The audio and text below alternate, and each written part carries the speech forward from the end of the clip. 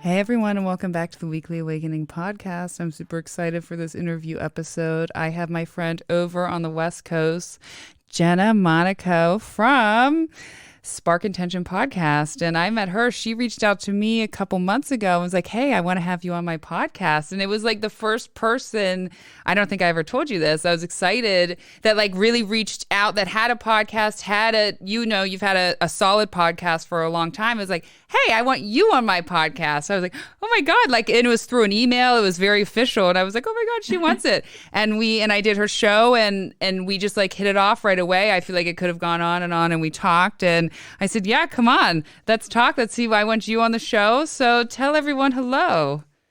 Hello, everyone. Thank you so much for that introduction. And I didn't know that. I didn't know that that was the first like official reach out. That's amazing. It wasn't just like someone on Instagram or a friend or someone be like, hey, can you have a pod? Like it was like you have a solid show and you've had it for how many years? Since 2018. So 3 years coming That's up. Awesome. June 20th is the birthday. So June 20th? Yeah. Mm-hmm. I love that. June. I'm January. I'm the opposite. Mine was January 7th, I think, of it. So what got started Spark Intention? Ooh, that's such a good question. So I was in school. I was in college, paying my way through college for many years. It took me 10 years officially to graduate. And I was coming up on my like second to last semester, and it was like, I do want to be a writer. That was my degree, was in creative writing. I was like, I do want to be a writer, and there's more. And so, and I always knew that. And that's something I really help my clients with. It's like, there's more, but you do not know what that more is, how to get there, how to even discover what that is. Yeah. And I was like, I'm coming out of college. Like I really need to, and it took me so long. Like I was 25 at the time, 26. And I was like, I really need to figure this out. And so I hired my first business coach. I was doing photography at the time, and I took photos for their event. And I hired my first business coach. And I remember in that first call being like, I feel like a complete failure for not knowing yet.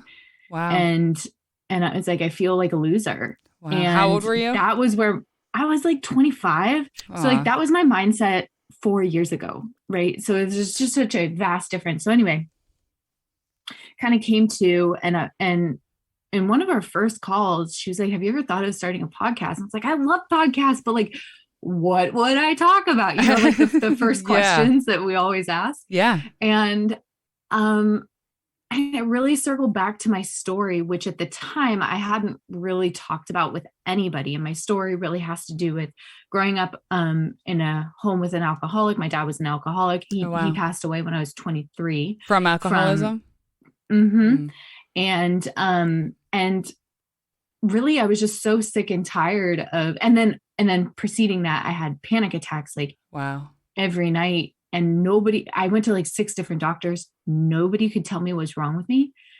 And it just like was serendipitous. Like I read a book with a character who had the same symptoms as me. I was like, oh my gosh, panic attacks. Anyway, so I was like, I really want to start having these conversations, removing the negative stigma and shame around mental health. And in 2018, that wasn't really being talked about all that much. And so I was like, why? Like, there is no shame here. There's no shame in there's no shame in being a child of an alcoholic. There's no shame in having an alcoholic in the family, something 1 in 3 people suffer from. And so I had so much passion around it, started Spark Intention, and it's really evolved from there to like focus on mental health to emotional healing. Because that's really where that takes us, especially in the business world, because you are your business. So the more you develop, the more your business can grow as well. And from there, spirituality became a side effect of that healing. And that really took me to the modern mystic that I am today. And really brought that out of you, all that water out of you. Really did. So I was just like, there's more, there's more, there's more. And my curiosity really strung that along. And so Spark Intention has had her own evolution of what she's become. And yeah, that's where it started, and that's where we are today. And I love that. Now, so for your mental health, right? Where did that start? Did it really circle around anxiety? Is that like where it was? A lot of depression, or was it different things throughout the years before you started your journey of health, mental health and everything? Yeah. So, I think like a lot of people, I always struggled with anxiety and depression, but I didn't have the vocabulary for it. And I think oftentimes people think something has to be quote unquote that bad for you to experience anxiety or depression. And that's just not the case. And it's also so different for each person. And then I also suffered from post-traumatic stress from my childhood and my upbringing. And so were anxiety and depression sort of a byproduct of the PTSD then? A little bit, like, did you find that question. Like as you went through your healing, through your therapy, did you find that? I mean, I do, the inner child, I like to say, like, was that the core, and then that released? Yeah.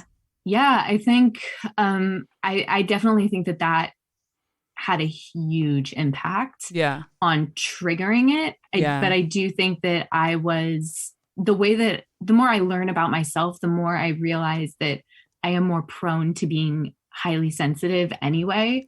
And so I think that it triggered it for sure. But I do think, as well, I am just a highly, highly sensitive individual, which is where that, psychic ability and all of that, really comes into play. Yeah.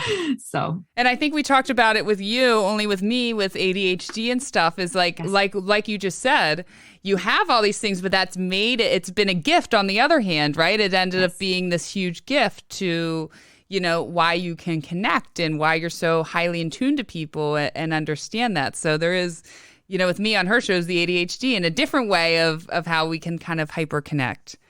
And I love that.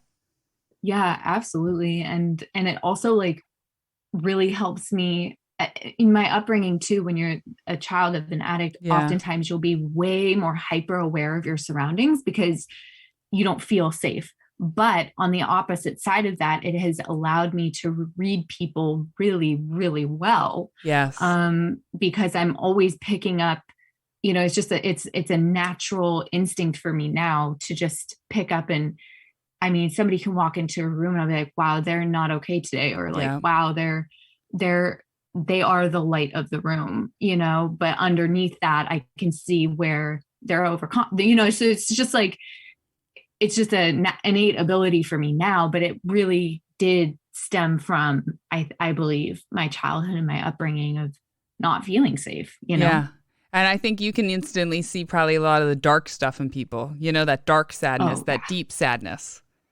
Yes. Yes. And it's one of my, I don't want to say the best parts of my job, but to be able to hold space for somebody who's walking through that is really fulfilling, because I wished I had that. I wish I had somebody who stood next to me as I just let go, and so it is fulfilling to be able to pay that forward. So let's talk about your job, because you have a really unique little niche, and tell us what you do.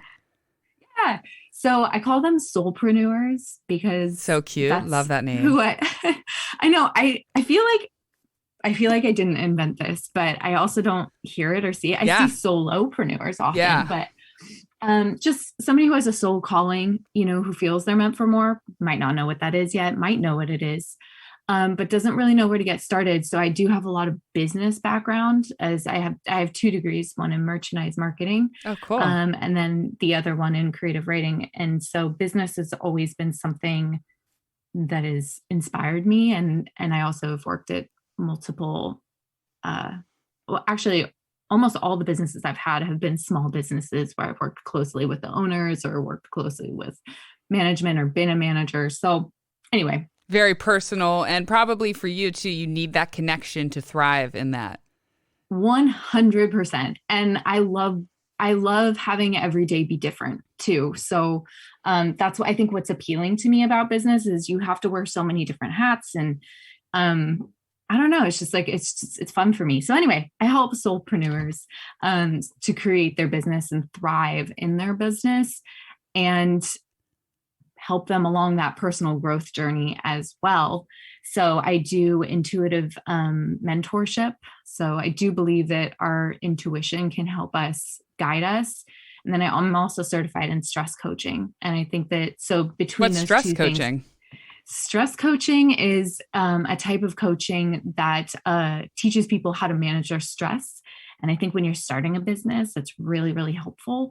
So I combine all of those things to make this intuitive mentorship help you call out your intuition, follow your intuition, listen to your soul's guidance, as well as kind of quieting the noise and moving in that process and feeling good and pleasurable as you create your business and thrive.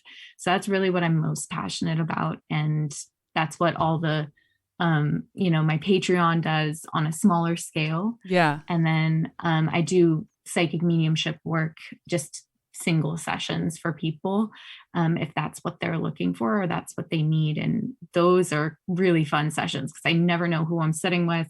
Let me ask you this. So when did that ability first come to you, the mediumship? Like, when did you realize, oh, wow, I'm getting downloads or I'm hearing something that's someone's talking to me? Like, when did you first start to get that? Journaling. I have had so many channeled messages through journaling. One, for example, when I first started my spiritual journey was when I finished college. So the beginning of 2019. So it really hasn't been that long in the scheme of things. And I was journaling December 2018 and something came through and they're like, you need to follow, there's going to be a shaman who comes through and you need to work with them. And I was like, I don't know a shaman. I don't know what this is talking about. So I was like, okay, whatever. And then like a week later, I connected with a girl from Instagram who was like, oh my gosh, I think you'd really like Sand. She works at my job and she's a shaman. And I was like, what? Wow. And she just brought it up out of nowhere. Wow. So just things like that cumulatively have come through. And then I took a psychic mediumship.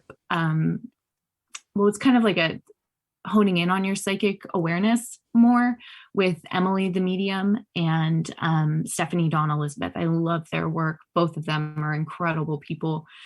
And she was like, okay, like, let's dive into mediumship. And I was terrified. I was like, I don't want to see ghosts.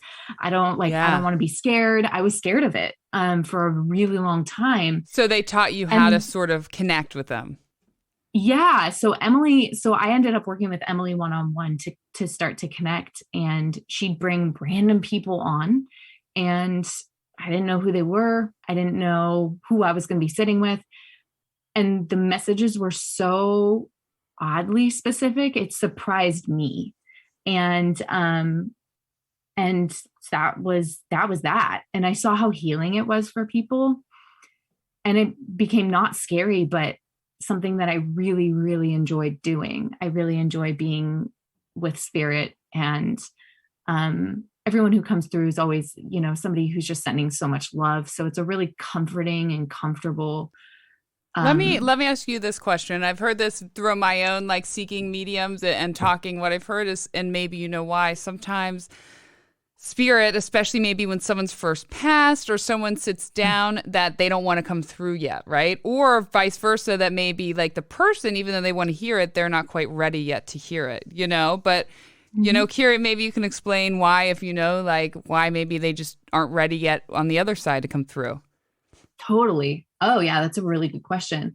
So it's different for every spirit, and every spirit I've found they have their own personality. So some are super chatty, super excited, and they come in closer to my face. Like that's where I feel people. Real quick, I instantly in my head wanted to say, I wonder if, what depends on the spirits, astrology. I wonder if it's Gemini. Go ahead. Because it's true. They still have their astrology energy to them. Yeah. And they come through in their most recent lifetime too. So typically. So especially if you're like trying to connect to grandma, like she's not going to come in as like somebody in a different lifetime. She's trying to give symbols, messages, and such that would help the other person know that it's them, if that makes sense. Yeah. So when somebody, this was one of the first people that I connected with. The spirit is quiet and they're not really sharing too much information.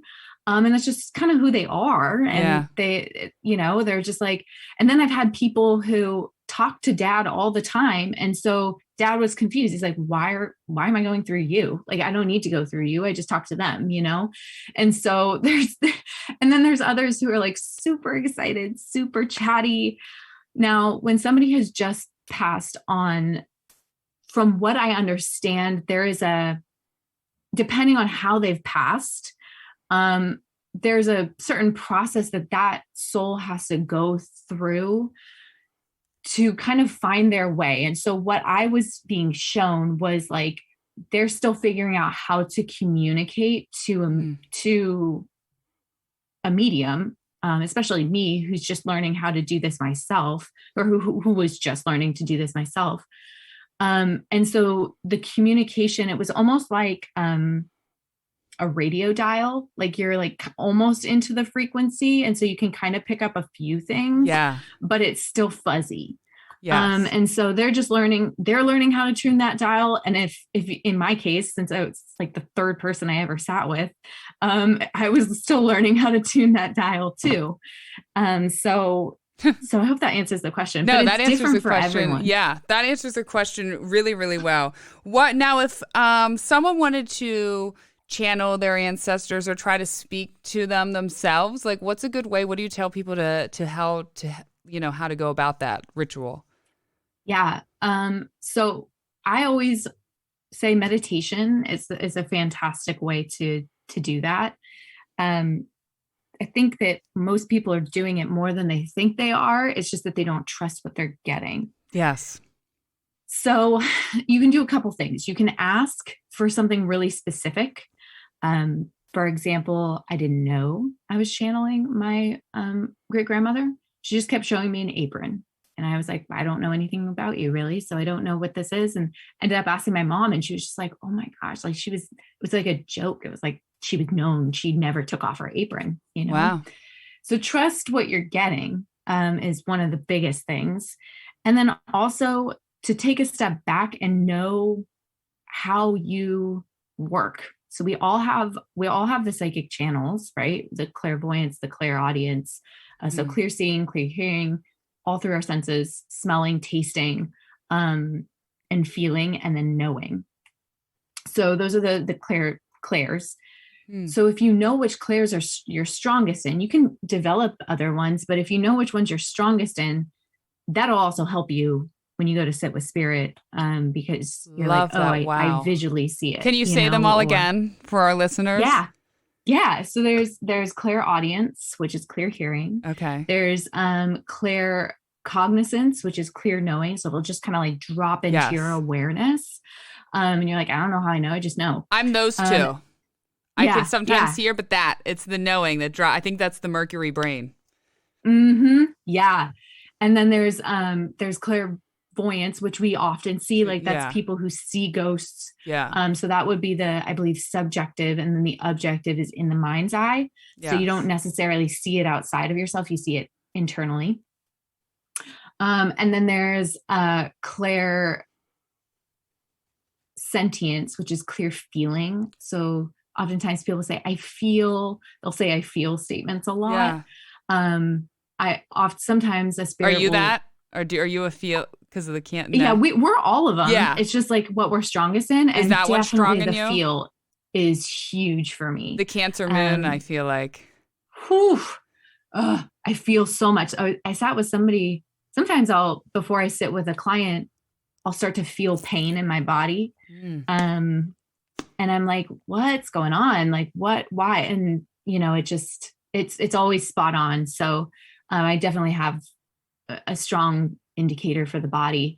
And then there's clairalience, which I believe is the taste. It might be the smell though. And then there's the I always forget the taste or smell. I always get those two mixed up because they're not as common. Yeah, those ones aren't. I will say it's weird you just said that because I think I feel, but with the ADHD too, I don't always pick up on it. But the other day, I like encountered someone, and the minute they said hi to me, my lower back like had this tingling, like, and I literally said to myself, that person has lower hip problems. Like, and that didn't happen to me. It freaked me out that you just said that. And then we talked for a little bit. Of course, they're like, oh yeah, my hip. But they didn't walk funny, nothing. They literally said hi to me, and I just felt this in like this like numbing, this like vibration in my lower hips. And that was the first instant thing that came to my mind was, oh, they had. So it's weird you brought that up because that has never really happened to me, at least not that I was focused and I was just so aware of it. It was crazy. Yeah. And that's the awareness piece that I think, we get these all the time. It's just when we start to tune in and we start to be more aware of our thoughts, which is necessary for the, mental and emotional healing that we do, which is why I say spirituality is a side effect of this, because we do kind of clump together intuition and spirituality. And maybe we don't have to, but it's definitely a huge part of it. So if you're looking to connect, sit in a meditation, do whatever you have to do to set protection around you to make you feel good and feel better. And then trust what you're getting and write it down and document it so that you can go back and see your progression. And I think you said something good about protecting. Because sometimes when you're open to that, and we've heard this, like sometimes trickier spirits, am I correct with that, can get in, right? Or can almost imitate sometimes, depending. Is that true? Like depending, like some good, or maybe it depends on I'm sure like where you are, what space you're in mentally yourself and all that stuff, but that can happen, right? So it's about when you open those vessels to sometimes to protect yourself. I always put up protection, and it's not to scare anybody. It's just more a matter of like, anytime you enter any space at all, physically, emotionally, even when I walk to the grocery store, I set protection so I'm not picking up energy that I don't need, from other people. And so always setting that protection is critical for me to feel safe enough. And I think that, do I believe there are trickier spirits out there? Totally. Do I think that our intention is the most important thing? Absolutely. Yeah. I think that we have complete and utter control of who comes through and who doesn't. And if you state that has to be not rewarded, but like accepted, I guess. Meaning like you make that statement out loud, like before. I do. Yeah, I love that. Yeah, like sort of just an out loud protection statement. Yeah, I call in my guides. I always say calling in my guides, acting in my highest and best good to be with me during this meditation session or whatever. Please hold the space and protect me. I love that. From anything seen or unseen that's not supportive for me and my highest and best good. And so that is comes not directly, but it's inspired by Ainsley MacLeod's work. And it's in the book, The Instruction. And he tells you how to connect with your spirit guides. Yeah. The Instruction. I'm going to write that goes down. Little shout out to Ainsley for that. Hey, Ainsley. Yeah. Do you know Ainsley? Yeah, I had him on the podcast, and I heard him, I think, first on Your Own Magic podcast and then on Oprah. And I was like, I just really love his energy. He's just it felt so good. And I was so curious about spirit guides in the first place. This is the very beginning of getting into this work. And I was like, okay, I'll try it. So in the book, he has like a meditation that you sit in to connect with your spirit guides, and don't get discouraged, I think is the best advice I can give somebody. Like, if you're like, I'm not hearing or I'm not seeing anything, or like, it's okay. You're learning, and it's not that they're not speaking. It's just that, again, you have to learn to tune that radio dial. And how to, and sometimes I think what I found in some people, even myself, is we think we're open-minded to it, but to be more open-minded in the ways that we can be receiving them or the ways the messages may come. Yes. And you have to feel safe enough, right? So if you don't feel safe connecting, then you're going to protect yourself, right? So it just takes time. It takes time. Yeah. Do you want to know something interesting that we're having this conversation that happened to me this morning is my dad died 11 years ago in July, actually. And I always be like, he sent me he comes through electricity a lot, things like that, which a lot of spirits do.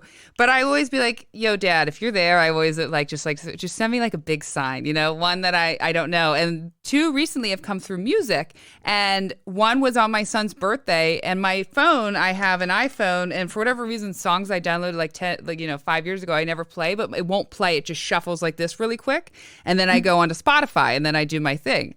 Well, that day, and there's one tied in today, we were all outside my car. I turned my car on, and it literally started when we were getting ready to leave. Everyone's around my car blasting Somewhere Over the Rainbow. Okay. Yes. It stopped on that. So this morning, I just did it again yesterday. I was like, I talk out loud a lot to him when I was praying and saying something. And I was like, just send me again. And you're right there. And this morning, I put my phone down. I went into the kitchen, and all of a sudden, from inside, I hear Here Without You from like 3 doors down playing acoustically. Popped up. I was no music. Nothing was on. It was just playing. My phone wasn't open. Nothing. Yeah. I have heard that so many times that it's easier for them to come through technology. Why is that? Just because we are electric beings, or we're energy? Yeah, the frequency, right? Frequency and energy. Mm-hmm. Yeah. And I think that's why it's easier for them also to come through animals, like if I see that all the time with cardinals specifically, like people ask for a cardinal or something like that. And so I think it's easier for them to come through in certain symbols and things like that. And I do think technology is one of the easier ones for them to swoop through, because we are energy, right? Yeah. So that's always why I figured they come so much through electronics, because they can just connect there, right? They can just to flow in there. How many lives do you think we have in general? Do you think it's unlimited? Do you think it's the 7 lives? That theory? What? Or you have no idea? Do you ever? Do you know? Infinite. Yeah. That's such a good question, and it's so interesting because I don't know if it's, I think for people here, I don't know if it's the same as like for a spirit guide or an angel, or I don't know that answer. I sense into it that it's not the same. Yeah. But for us, oh my gosh, I do think that we live so many freaking lives here. And I do think that we do live a lot of lives, like a lot of lives. And it depends on what we're here to learn and what we're here to literally learn is the word that's coming to me. So if I haven't learned it, just I gotta come back and learn it again. And do you think we're reincarnated? I've read many times that a lot of times, like our core people in our lives, we're often family, parent, we're often reincarnated with lifetime and lifetime again, right? Just sort of trying to, go through our karma, I guess, keep making it up. Yeah, I do believe that. I believe that so strongly. And I think that people that you feel a connection to, like romantic or otherwise, really, there is that truth there. There is a seed of truth there that you do recognize their energy. It's like, when you meet a stranger and you're just like, I feel like I know you, Yes. I don't think that's, I think that's real. That is real, but I will tell you, that is real in levels. And you might have been the same. As I started my astrology adventure and I started school and I started really understanding astrology, all of a sudden I was like, oh, wait.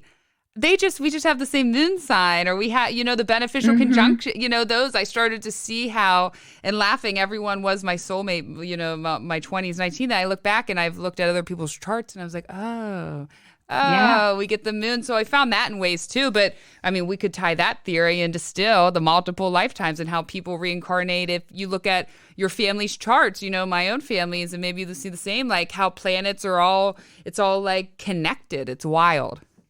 It is so wild. And I think that's what has made me more of a believer, because I was such a skeptic of everything. Yeah. And I still am skeptical. But that's part of the reason I started this journey was I was like, well, I don't have to just see it. Like I have to experience it to believe it. Yes. But I do think the more that you, especially with astrology, it's like, what, like, for example, whole other language. My ascendant and my descendant, Pluto, when my dad passed, so Pluto had gone over my descendant, but Pluto retrograded back to be on top of my descendant when my dad died. Wow. And then right over on my ascendant, near my ascendant is my Cancer moon. Yeah. For my, so it's like moving that energy to my mother. So it's just things like that where it's like, you can't make this up. Like you can't. You just can't make it up. And the more that you see it, the more that you're like, okay, there's definitely ancient wisdom here that just because we don't understand it doesn't make it any less real than anything else. No. Wow. That's awesome. So before we got this episode started, we were going to do a little reading. She's got some cards. Tell us the cards and then let's do a little reading. Yes, let's do it. Okay, so this is the Spirit of the Animals Oracle by Jody Bergsma. I just love the art. Are they one of your favorites? Much. Yeah. Yeah. They are 100%. I think I don't like to don't listen. Other cards don't listen, but I think it might be my favorite deck.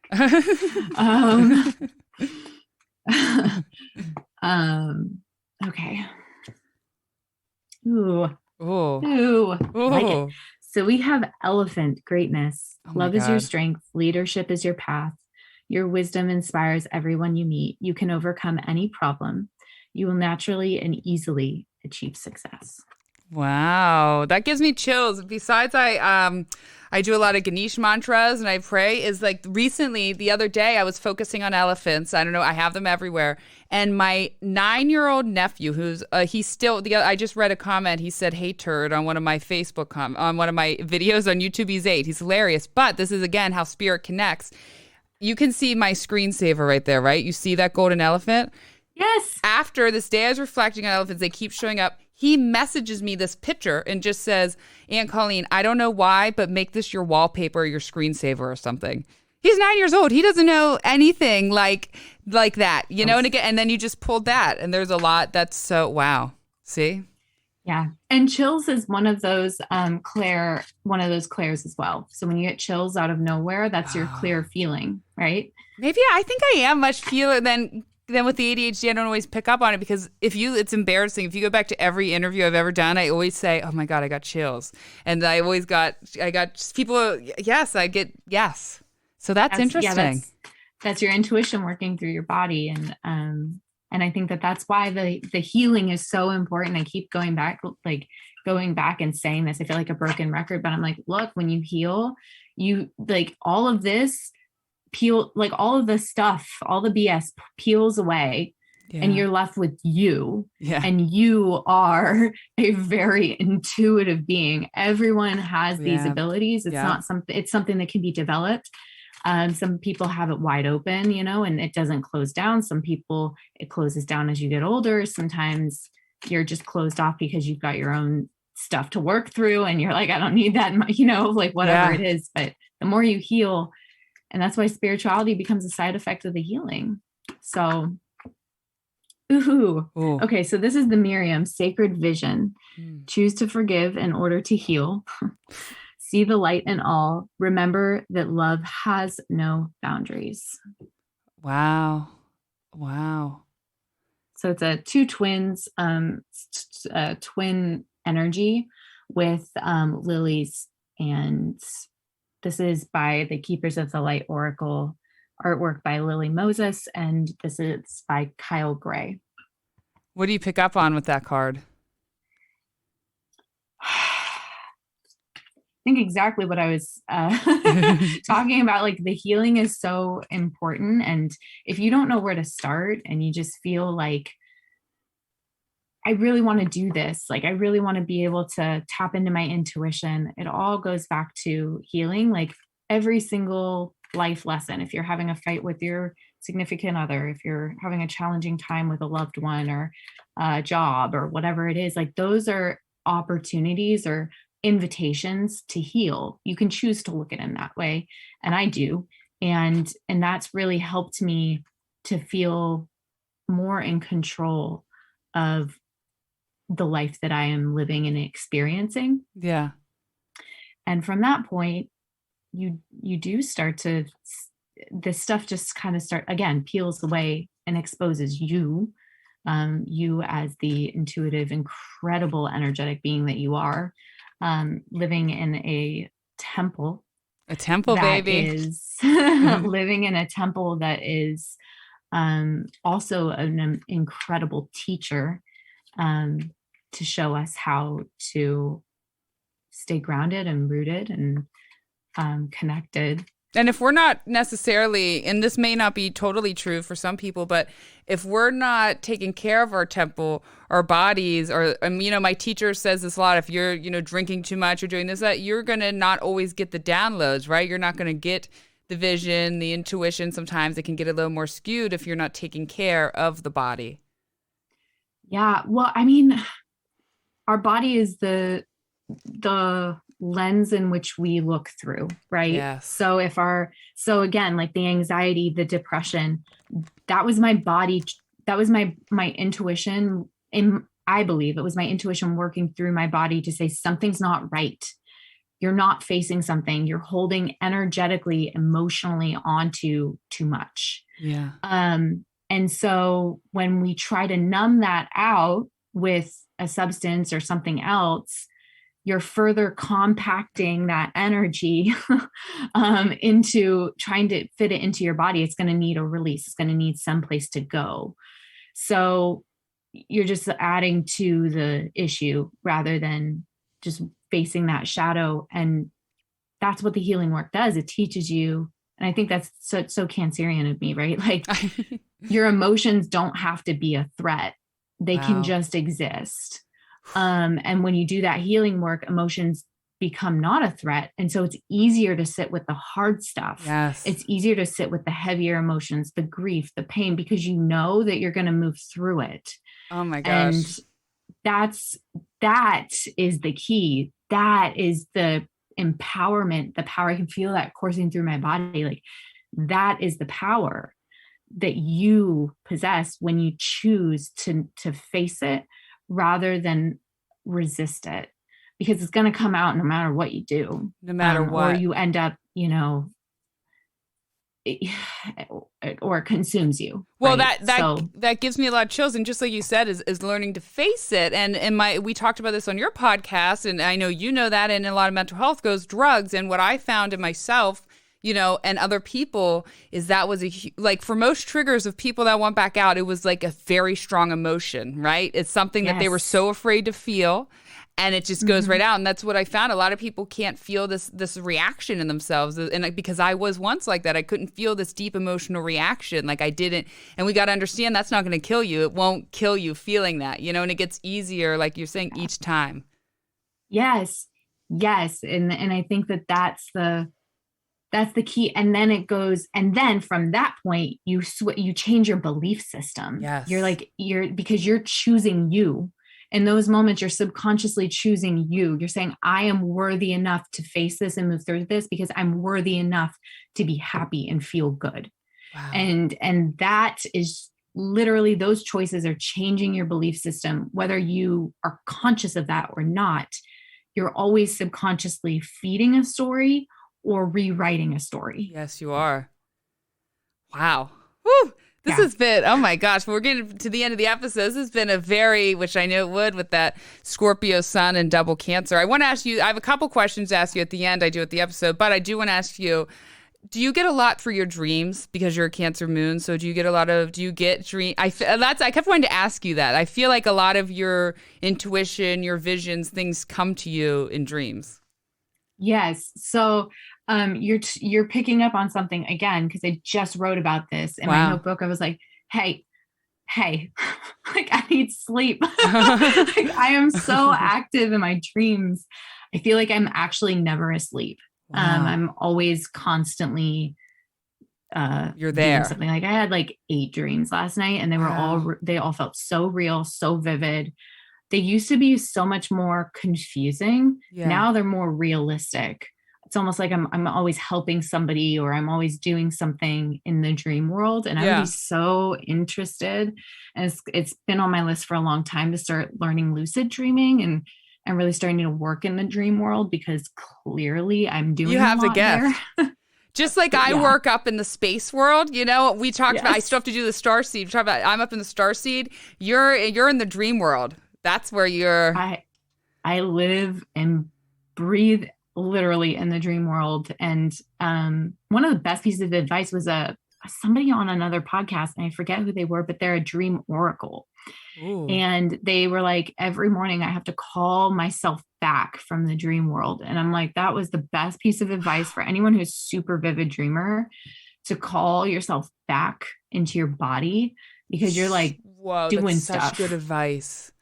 Isn't that fantastic advice? I wish I remember her name. The word Amanda is coming up, but I don't know if that's, don't quote me on that. I'm going to say, because I come across with a lot of people who tell me that they have really intense dreams, and that's such a good advice to tell them. Yourself can get there. Like, call yourself back in. Mm-hmm. Yeah. Bring it all back. Bring it all back.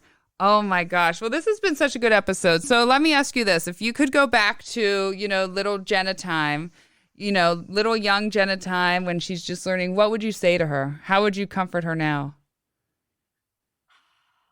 I would tell her that her what makes her feel weird about herself is actually her greatest gift. Wow.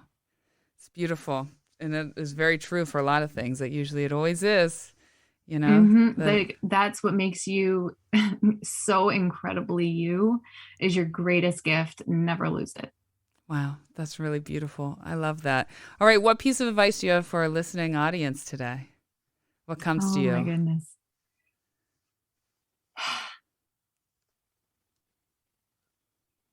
This is so interesting, but you can do it. Whatever it is, you can. You can. Yeah. And if you need to hear that today, let this be your message from Spirit, that you can do whatever it is that you want to do. Just take the world's smallest step every day, like the smallest of small step you can possibly fathom and think of. Take that step. Wow. It doesn't have to be, you're never going to walk up the whole mountain in one stride. No, you aren't. Wow. I love that. Thank you, Jenna. Tell everyone where they can find you, your Instagram, your website, your podcast. Yes. So you can find the podcast anywhere podcasts are available, Spark Intention. And then I'm usually on Instagram, Jenna dot, like a little period, not spelled out, Monaco, like the country, no affiliation, Monaco. Jenna is 2 N's. And that's pretty much where I hang out the most. My website is www.jennamonaco.com. And you can find all the offerings there, all the fun stuff. I do want to do more writing on there as well, so you'll find that as well. And yeah, it's been such an honor to be here. Thank you. Oh my God, this has been such an honor, Jenna. You have such an amazing spirit, a soul, and so genuine. And I said that we were like instant friends when I was on yours. Thank you. Thank you everyone for tuning in. I hope everyone has a beautiful week. Don't forget to follow me on Instagram at thehairhealer1111 and email me if you would like to be on the show. You have a suggestion. You just want to do a little shout out. Email me thehairhealerpodcast@yahoo.com. Thank you everyone and have a fabulous week.